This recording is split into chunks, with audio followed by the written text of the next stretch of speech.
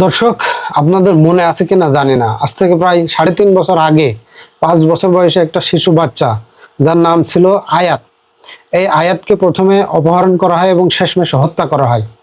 তো এই হত্যাকারীর বিরুদ্ধে মামলা করা হয়েছিল এবং শেষমেশ আজকে এই মামলার রায় ঘোষণা হয়েছে।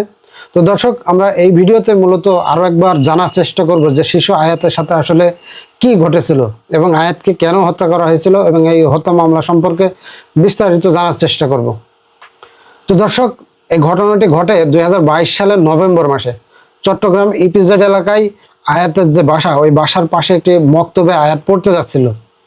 তো সেই সময় প্রতিবেশী আবির আয়াতকে কৌশলে তার কাছে ডেকে নিয়ে যায় এবং এক পর্যায়ে সে তার কাছে রাখতে চায়। মূলত আবিরের উদ্দেশ্য ছিল অপহরণ করে এই আয়াতের পরিবারের কাছ থেকে মুক্তিপণ আদায় করা। পূর্ব পরিকল্পনা অনুযায়ী সে আয়াতকে শেষমেশ অপহরণ করে এবং তার সঙ্গে করে সে একটা স্থানে নিয়ে যায়। কিন্তু একটা সময় এই আয়াত কান্নাকাটি শুরু করলে আবির ধরা পড়ে যাবে, এই ভয়ে সে এই শিশু আয়াতকে শ্বাসরোধ করে হত্যা করে এবং এক পর্যায়ে নিজের এই অপরাধ লুকানোর জন্য সে আরো ভয়ঙ্কর কাজ করে।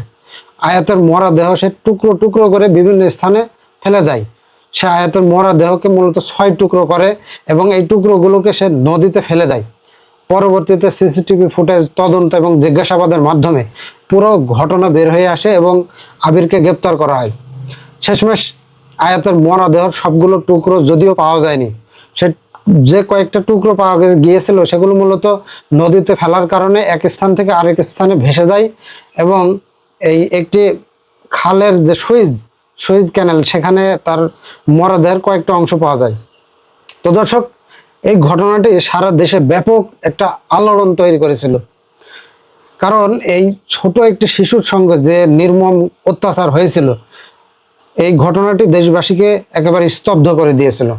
তো দীর্ঘ ৩.৫ বছরের বিচারিক প্রক্রিয়া শেষে আজ ১৭ জুন আদালতে এই মামলার রায় ঘোষণা করেছে। রায়ে আবিরকে মৃত্যুদণ্ড দেওয়া হয়েছে এবং ১ লক্ষ টাকা জরিমানা ধার্য করা হয়েছে।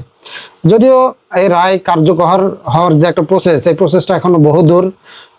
যদি উচ্চ আদালতে আপিল করে তো এই মৃত্যুদণ্ডের এই বিষয়টি দেখা যাচ্ছে বহাল নাও থাকতে পারে, আবার বহাল থাকলেও এই মৃত্যুদণ্ড কার্যকর করার প্রসেসটি অনেক দেরি হবে। তো দর্শক, আসলে বাংলাদেশের শিশু হত্যা এবং ধর্ষণ সহ এই যে নারীদের প্রতি যে একটা অত্যাচার, এই অত্যাচার দিন দিন বৃদ্ধিই পাচ্ছে। ইদানিং তো অনেক বেশি বেড়ে গেছে। আসলে আপনাদের কাছে একটা প্রশ্নের উত্তর জানতে চাই, এই হত্যাকাণ্ডগুলো বা এই ধর্ষণগুলো এত বেড়ে যাওয়ার কারণ কি? বাংলাদেশের বিচার ব্যবস্থা কি দুর্বল? এটার কারণে কি এই হত্যাকাণ্ডগুলো দিন দিন বৃদ্ধি পাচ্ছে? আপনারা কমেন্ট করে আপনাদের মূল্যবান কমেন্ট জানাতে পারেন। তো দর্শক, সকলে ভালো থাকুন, দেখা হচ্ছে পরবর্তী কোনো ভিডিওতে।